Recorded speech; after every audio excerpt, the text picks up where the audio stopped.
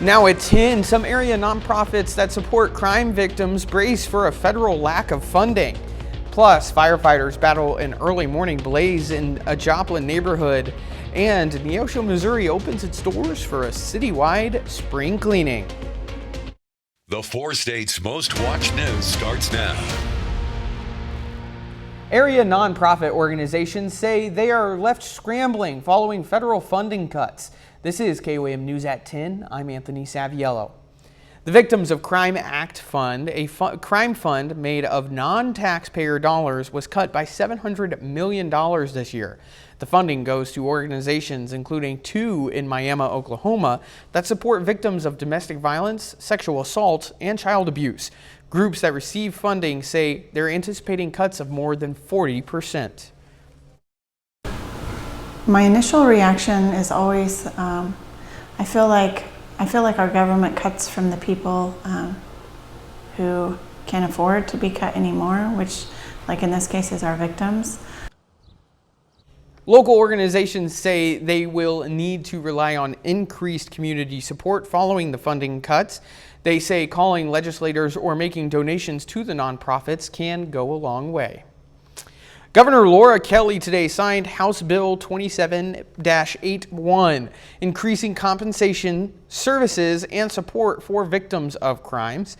The bill increases annual funding for the Crime Victims Assistance Fund and doubles the maximum weekly compensation available to victims from $400 to $800.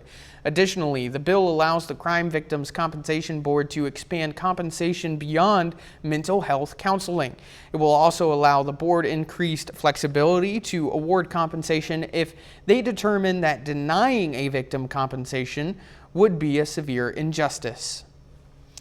Kansas today also passed into law a bill requiring minors to use age-verifying technology to access websites containing material that is harmful to minors.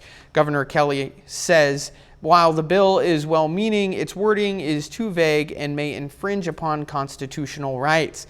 Litigation against similar bills is already taking place in other jurisdictions. Governor Kelly allowed the bill to go into effect without signature. Meteorologist Lindsay Gaffney joins us for a first look at our weather. Well, temperatures now dipping down to the 50s out in Joplin. Pretty nice night though. We're not seeing many clouds in the area, and temperatures across the region still some sticking in the 60s. 63 out in Jay, 62 out in Sedan. So it's pretty nice night. We're not getting much cooler than the low 50s tonight, and we don't have any rain on the forecast until Monday. So tonight's going to be a pretty clear night as well. We do see some clouds moving in over the weekend, but we have a ridge over our area bringing that sinking air, nicer temperatures, and clear skies. So all weekend long, we're going to have a pretty good weekend. We do see an elevated fire risk for tomorrow due to the warm temperatures and the faster winds, plus the dry air. But I'll have more details for you in just a bit. All right, Lindsay. Thanks. 6 months ago, about 1,500 people were left unemployed in Knoll, Missouri, as Tyson was closing its doors. Now we're looking at how other local businesses are faring. The closing of the plant impacted not only the company's employees, but also the community around it. While some businesses chose to relocate, especially the ones whose clientele was the immigrant population, others reported losing about 1/3 of their clients. Still, there are hopeful for better days ahead, particularly when the river traffic kicks up. We're just hanging in there right now. I think it'll come back once the Tyson plant eventually sells and brings in some more people to the area. Actually, with our tourism, with our campgrounds and the canoers, we look very forward to that. Shadow Lake opening up, which, you know, that's a big part of our campgrounds also, because, you know, they'll get off the rivers and they'll go over to Shadow Lake overnight, whether it be Friday night or Saturday night. Officials say the retail sales tax went down about 60% since the closure of the plant. The marshal's office budget, for example, was cut back by about $50,000. An early morning fire in Joplin's East Town neighborhood brought extensive damage to a home. Smoke was visible as units arrived to St. Louis and Furnace Street. Flames were coming from a corner of the roof as firefighters had to work in some tight spots as the residence was surrounded tightly by trees. Firefighters had to cut a section out of the roof peak to get inside the attic. The fire was under control within 15 minutes, but inside the home suffered extensive damage. The cause of the fire is still under investigation. Folks in Fort Scott, Kansas today got some training on helping veterans adjust to civilian life. The Southeast Kansas Mental Health Center hosting a community green zone advocacy training. It touched on topics including military familiarization, communication and military terminology, and how employers can utilize veteran skill sets. I hope that they carry away from this the fact of the matter that each one of us can teach another one or more, and that none of us have to be alike to be headed in the same direction. The event was free and open to the public with a lunch and door prizes.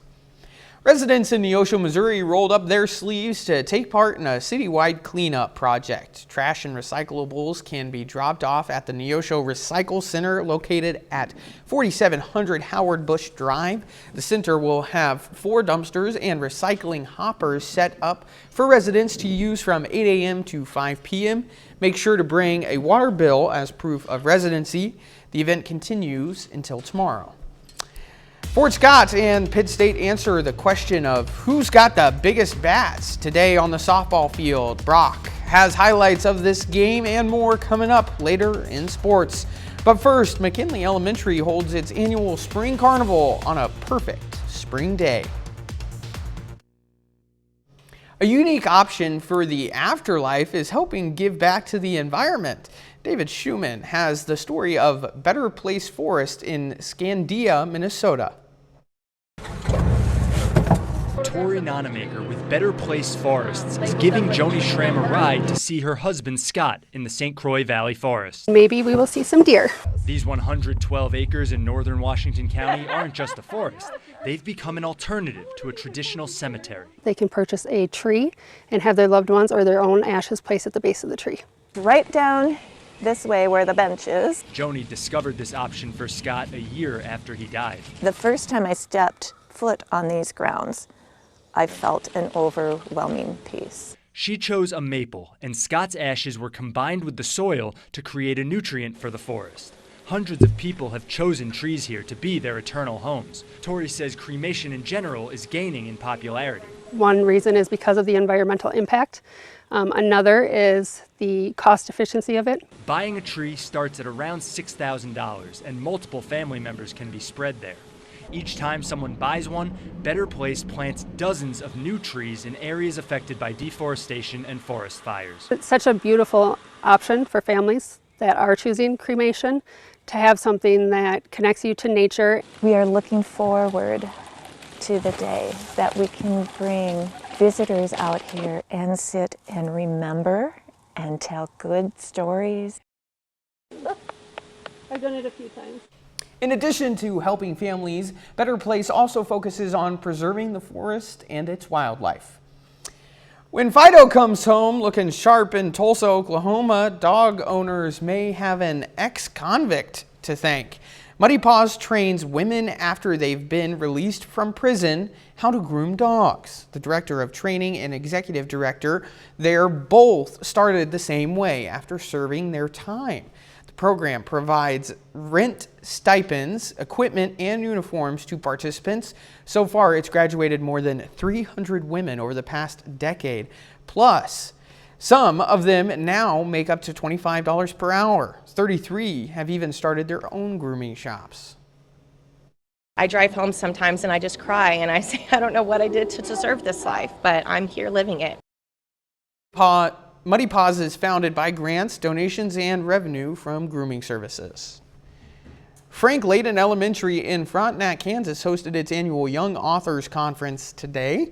The conference brought together kindergartners all the way up to 5th graders for an engaging literary event. For one teacher, the hope is to instill a love of reading in kids that may struggle with it.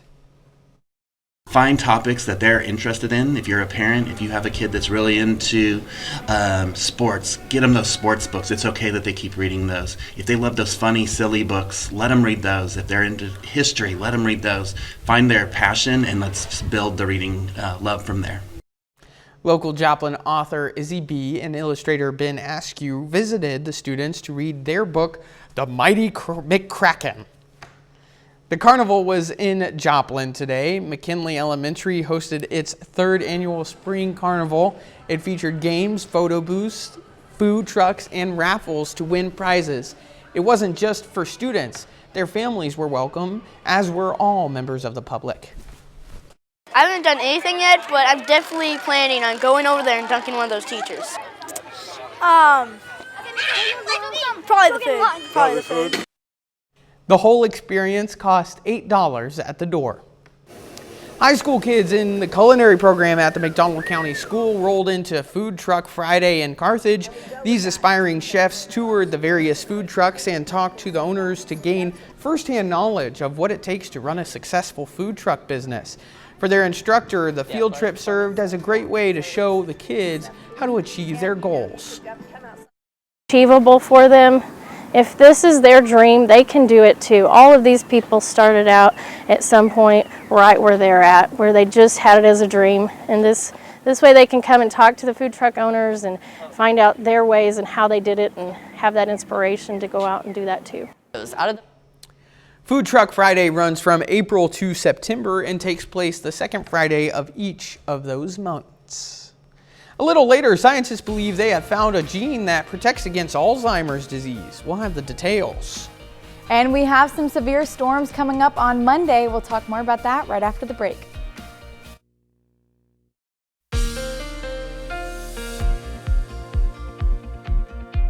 It's been a great start to the weekend. We continue that trend all through the weekend with temperatures in the 80s and clear skies. Taking a look outside at the Indigo Sky Casino and Resort camera, you can see it's still pretty nice out there. Great night to go check out the casino as well.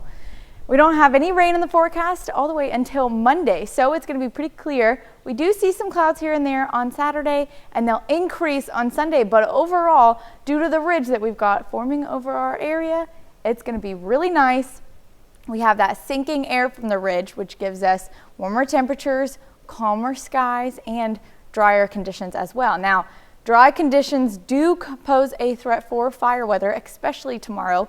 Now, temperature or percentages across the region are lower than 35%, and that's going to continue all weekend, which paired with the faster winds that we see tomorrow is a major concern, and we do see elevated fire risks for Saturday. Now, starting at 10:30 a.m., we have winds gusting above 25 miles per hour. They'll continue on getting above 30 miles per hour, and even as we move into the later evening hours, we see wind gusts above 30 to 35 miles per hour. So tomorrow, it's going to be nice, 81 degrees, but it'll be windy and very dry. So elevated fire risk for Saturday, but Sunday, pretty nice. Clouds increase, getting up to 84, so it may be a little hot out there. Now, Monday is going to be our main concern in our forecast because we do have some severe weather moving in. This is the hot spot for severe threat. We have going through Oklahoma all the way through Joplin, and we could see tornadoes, hail, wind. Now, same thing happens on Tuesday, however, it shifts. The main threat is now going to be east of us. We still do have a low risk for severe storms, though. So, still on Tuesday, you could still see hail, winds, tornadoes, but that main threat is going to be on Monday, and we'll take a look and see when you can expect it to come in. We may have some showers here or there earlier on Monday. By Monday night, after about 4 p.m., showers start to increase. Rain increases as well, gets a little heavier across the region around 10. Now, overnight hours is going to be our main window for the severe weather to build up. We have pretty significant storms passing through, coming through from the southwest, moving through the central counties. That's after midnight. It'll lighten up by 10 a.m. on Tuesday. We'll have widespread showers across the region. These will continue on and increase again as we move into Tuesday evening. So that's going to give us another threat for severe weather on Tuesday. However, we do have a possible alert for Monday due to those significant storms. Going to be mostly on Monday. Chances do return again on Tuesday, excuse me. But for the weekend, temperatures getting into the 80s, windy and dry day on Saturday. Nice day Sunday.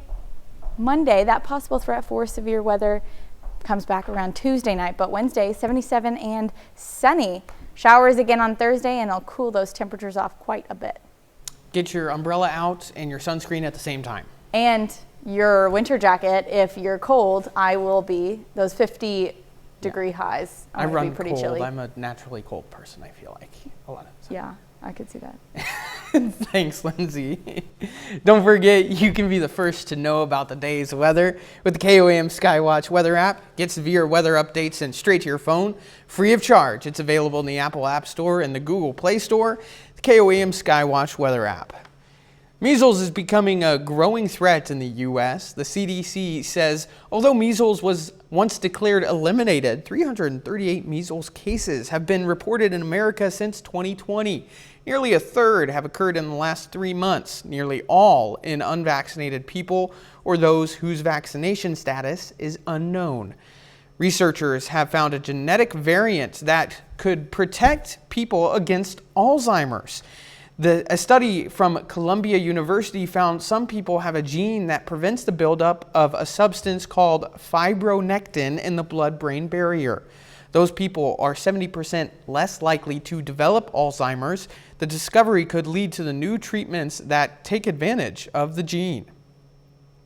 Doctors say a non-invasive test can help identify blocked arteries. Traditionally, patients need an invasive coronary angiography, vessels of the heart to image the blood vessels of the heart, but a study by the Radiological Society of North America finds coronary CT angiography, which uses x-rays, can catch blocked arteries effectively and is much less invasive.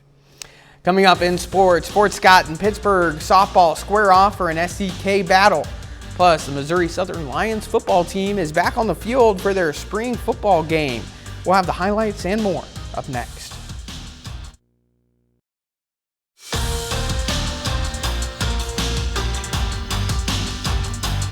Well, we're still 4.5 months away until the Missouri Southern Lions kick off the 2024 football season. However, tonight, the Lions get back on the gridiron for their annual spring game. This year, the rules are a little different. Missouri Southern adopts a new format for their spring game, and the biggest difference is, well, they have an opponent to play. McKendree makes the trip from Joplin from Lebanon and Illinois. No freshman play this afternoon. It was a big opportunity for transfers and upperclassmen to showcase their skills in front of the home crowd. The teams opened up by participating in drills like 7-on-7 and O-line versus D-line. You get the gist. After those drills, the teams played a modified game against each other, and MSSU is scheduled to kick off the real season on August 29th for a road contest against Midwestern State. Some college baseball action tonight. The Missouri Southern Lions are on the road facing the Northeastern State Riverhawks. Lions get back in the win column as they get the road win 5-1. Drew Townsend goes 1 for 4 in this game with a solo home run. Pitt State Gorillas snapped their 3-game losing streak on Tuesday, and tonight PSU wins their second straight game. The Gorillas beat Missouri Western 9-4. Pitt State is back home tomorrow at 1 p.m.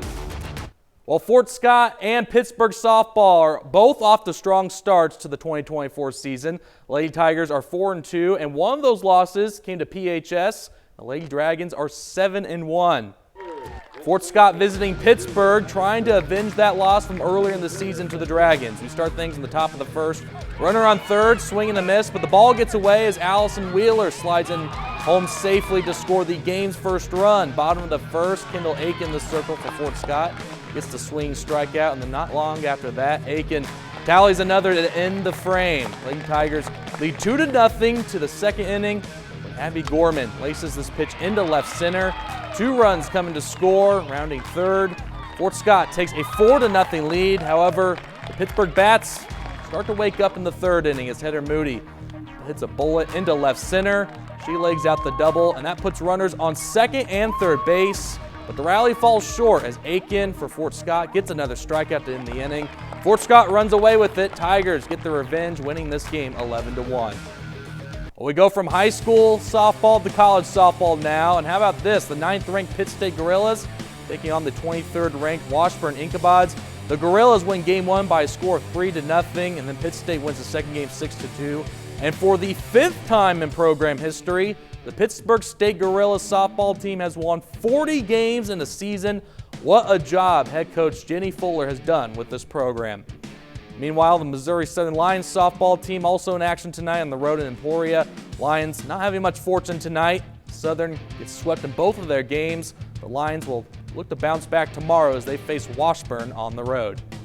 Well, it is the final Thunder Friday night on KOAM and Fox 14. Oklahoma City still has a shot at the #1 seed, but tonight they'll have to go through Milwaukee. The Thunder get a big win at home by defeating the Milwaukee Bucks 125-107. OKC is still in the mix for that #1 seed after Denver's loss tonight. So on a final note, wrestling fans, you can watch WWE SmackDown in its entirety after our newscast tonight. Well, there's a look for sports. We're back after this. It's time to get your game on. Tomorrow is National Scrabble Day. It marks the birthday of its inventor, Alfred Mosher Butts, who was born on April 13th, 1899. The game is now so popular, it's sold in 121 countries and played in 29 different languages. More than 150 million Scrabble sets have been sold. It was even made into a daytime TV show, game show in the 1980s. You can enjoy the day by playing with family at home or online. I never enjoy when I play Scrabble. I always end up losing to my wife because she's smarter than I am. Final weather note for us.